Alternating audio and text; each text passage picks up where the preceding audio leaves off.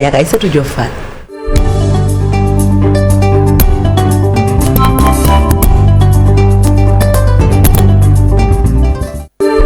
Aïssatou Diop Fall ak jàngatu bés bi junj nañu ko sànq Aïssatou élément bi Mamadou Ndiaye def wane na ci mbas mi dañ daan wax naan l'heure est grave mais est-ce que mën nañoo jàpp ne période bi ñu nekk nag mooy waxtu bi ñu naan nag l'heure est extrêmement grave. non bii moom l'heure bu doon am na sax beneen qualificatif defe naa loolu lañ koy wax te faat yi li gën a doy waar mooy c'était prévisible yaa ngi doon dégg experts yeeg ñi xam seen xam-xam màcc ci wàll wi yëpp doon nañu alerté mais après tabaski bi moom ça va être vraiment presque la catastrophe te taxul aussi ñu jël matuwaay yi war ndax boo xoolee léegi réew mi ñu bëri dañu jàpp ne corona bi jeex na mesure barrière yi ñu doon wax ak mesure yi nga xam ne ministre de l'intérieur su ma juumalee jëloon na ko mooy rassemblement de plus de ceci et plus de nangam yooyu yëpp ku takkul masque ñu teg la ay daan loolu yëpp amatul donc du coup aujourd'hui boo xoolee décès yi ñoo bari te décès yi lu tax ñu bari mooy dama jàpp ne c'est parce que tout simplement bu weesoo suñu plateau médical bu dafa yaam peut-être dañ si revenir ndaxte plateau médical bu dafa yaam moom yàgg nañ ko wax nit ñi da ko weddeek ñu mel naa mais léegi nii moom dafa mettre à nu totalement défaillance bi ñu am à ce niveau là mu leer na ne kilifa yi nga xam ne ñoo wàññeeku fan yi yëpp dalay leer na bu fekkonte ne tey jii ubbi woon nañu frontières yi kon du ma ne duñu dem ñoom ñëpp de duñu nelaw waaye duñu nelaw ci réew mi moom loolu dafa leer beneen tamit bi nga xam ne mooy corollaire à mon avis coronavirus bi mooy léegi li xew dañ ko def une maladie honteuse sànq maa ngi déglu sax ba muy ñëw am na benn professeur mooy DG SAMU bi li mu wax dëgg la c'est une réalité que tout le monde nous tous on vit mooy léegi kilifa yi ku feebar sa kër ngay toog boo demee ba nga xam ne nag desatul lu dul nag sonn nga daal sonn carrément ci nga doog a jagat-jagatee yóbbu la hôpital te boo nee salaamaaleykum balaa ñu am temps def leneen yàlla moom la donc loolu yëpp man pour man dafa ci communication la aaj na bu fekkonte ne dañu commencé woon début ba rek noonu lâché wuñu dañoo gën a renforcer maintenir vraiment la pression sur la maladie maintenir la pression sur les populations kon on n'en serait pas là mais aujourd'hui relâchement bi c'est à tous les niveaux te boo xoolee Banjul sànq chef ñu doon waxtaan yaa ngi wax ne maire Banjul mi ngi doon jooy di sàkku ñu reconfiné waat Banjul mais fii xëy na peut-être kenn mënut a reconfiné mais ci sama xalaat bu gàtt mën nañu au moins durcir encore geste barrière ak les récalcitrants Aïssatou parce que ñu bari état bi mu demee ba ni day woyofal ñëpp xam nañ ni c'était lu ci ëpp pour ñu relancer économie réew mi mais nag daf ci am beneen partie boo xamee ni ay rassemblement yoo xam ne ça ne s'explique pas te léegi comme Chérif ni nga koy wax levée du corps yi ni muy baree nit dëj yi ni muy baree nit yoo xam ne nii mën na ñàkk te ci période bii ñu nekk contexte bii ñu nekk nga xamee nii gis nañ maladie bi dégâts bu muy def ci mag ñi et pourquoi état bi mënul jël décision rassemblement yu mag yi comme na mu ko tere woon ci début mu continuer xoolal marché yi xoolal mais man am na ku ma wax am na benn waa kër docteur boo xam ne man je lui ai posé la question mais yi ma wax honnêtement mais ça m'a fait frissonner de peur nee na ci Sénégal yi ngay dégg nii ñuy wàññeeku ñëpp ñu si bëri ay commerçant la ñu xoolal marché xam pourtant marché yi dañu waxoon mais une fois par semaine day am désinfection mais defuñu ko marché yi boo ñëwee xool échange jàkkaarloo bi ngay jàkkaarloo ak ñi boo déggee ci pharmacie officine yeeg yooyu li jënteetuñu yëf yi bu dee rek pharmacie yi boutique boo dem nit ñi fàtte nañu exactement clairement que ñu mais la majorité wala ñu capp benn bàyyi mu wàcc dégg nga mode quoi c'est ça la mode xam nga léegi fii dañuy wax mooy te ñu ko tax ñu gëmuñu ko de xam nga ñu ko tax mooy suñu chauffeur taxi yeeg yooyu man damay dugg si ay taxi dañ naan non ñun takkuñu ko ndax dañ ko gëm mais bañ policier tamal leen a tax kon Fatou dafa mel ne aujourd'hui mooy li ma xam nga am na nga xam ne nag malheureusement si Sénégal mooy dëkk boo xam ne on a cette particularité boo waxee li nga xalaat wax loo xam ne nopp yu baax yi bu ko dégg yëpp xam nañ ngay wax dëgg la dañaa da ngay sànni xeer te ñun amuñu jot sànni xeer ñun dañoo bëriwul xeer sax day sànni waate mais dañoo toll ci réew moo xam ne aujourd'hui bu fekkee ne dañu am un état qui a démissionné mais il faut que mu am à côté ñoo xam ne am nañu courage quoi qu'il puisse leur en coûter ñu wax loo dëgg boobu parce que dëgg mooy loo xam ne ku ko dégg xam ko parce que aujourd'hui man li ma naqari mooy président Macky Sall bu toogee làqatu ku wàññee kilifa bu wàññee ku defal la benn tweet waaw on a perdu un grand homme on a poussé on a rien mais am na lu ko gën parce que ñi dem Cheikh Sang tu parlais de relancer suñu économie bi mais Sang on a discuté avec Chérif en coulisses xoolal ñi dem capitaine d'industrie yu mag ñi dem mënuñoo wax ne ñëpp ñu dem ñëpp ci corona bi la mais xel mun na tey parce que c'est vrai le budget militaire léegi mënatuñ génn dem faju ji c'est lié au coronavirus léegi nag Fatou lu mel noonu mooy lan mooy ñooñu dem muy ñoo préparé nañu seen dem wala préparé wuñu ko seen relève préparé nañu ko ou pas seen doom moo fa nekk wala seen rakku doom wala seen nangam il est clair que kenn mënul dafa mel ni comme Youssou Ndour fii rek kër gi ak lu mu préparé Birane kenn du Youssou Ndour ci Futurs Médias dañoo ko dëgg naka noonu tam mooy bëkki de mooy Njaay rek waa xel comme bâche jeune suñu bopp kon suñu dëkkandoo la xoolal kooku ñaata liggéey ñu mu commencé ba agsi foofu dem bâche nga xam ne avant lu ñàkk fayda la woon mu dem moom ba industrialiser moderniser ko ba bâche yi comme ay kër mu génn àddina noonu xaw ma nag préparé na wala pare mais ak ku munti préparé mel du mel mukk ne moom kon mu leer ne employé yooyu tey ñu ngi si ay guddi yu métti parce que ñu ngi xalaat ñu ngi tiit ci seen ëllëg kon ñun dañoo ñàkk fan yi ak la ko jiitu si 2020 yi ay kilifa yu mag a mag ay kàngam yu mag a mag yoo xam ne ñooñu ay moyens la ñu dem te plus ñëwagul moyen la plus ñëwagul léegi nag moyens yooyu dem loolu lépp dafa concourir ci affaiblir davantage suñu économie mooy relève bu ñu génne ci corona bi que va devenir l'économie du Sénégal man parce que ay Afrique yooyu man sax honnêtement je peux pas dire que ça m'intéresse pas mais bala maa di jënd fële sa bitim réew xool li xew sama réew kon président Macky Sall il est temps que mu arrêté ay tweetam yeeg yu kenn na nekk président réseaux sociaux parce que il faut le dire pour le déplorer nous le chef d'État que nous avons c'est un chef d'État vraiment qui fait focus sur les réseaux sociaux lu xew bitim réew barki dee moo yaay dafa xew xoolal démb si xaaju guddi la xew Beyrouth yónnee na tweet te fii bi këram ngi doon tàkk dina se revenir après les échos la leen dal jarul tweet ci moom barkaat yi démb Charles ba ñu xewee dagg na bi waaxu di marché fii jarul ko marche mais au moins coronavirus bi qui fait des ravages suñu mag yaa ngi dem ñu ñëpp kenn ku ne si yéen am nga mag seen kër man sama yaay mag la sa yaay sa papa sa nangam kenn ku ne si ñun rek dans notre famille kenn ku ne am dans notre famille kenn ku ne am nga mag te comme ni ñu ko waxee sànq mag yi ñoo gën a fragile président Macky Sall moo ñu war a protéger moo ñu war a dëfal ni ñu defalee na protéger mooy nekkul attentiste toog di xaar bi kenn gaañu mu yónnee benn tweet boo xamante ni on en a rien à faire waaw ñàkk nañu ko mag ñàkk nañu ko nanga kooku dem na ba pare dégg nga li mu des nag mooy ñun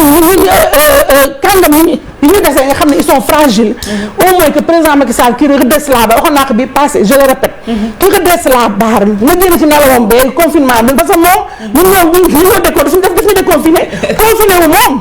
waaw donc mu génn au moins Fatou foofu laay jeexale qu'il sorte na génn na redressé la barre ministère de la santé bii nga xam ne je n'ai rien contre Abdoulaye Diouf Sarr ci benn wàll sax mën naa ne sama goro la ndax fu mu nekk ak fat naa ki fi toog waaye li leer mooy tey jii bu ñu amoon un ministre de la santé qui n'est pas politique qui n'est pas focus sur maire Dakar parce que Diouf Sarr li ko omnibulé maire Dakar mars 2021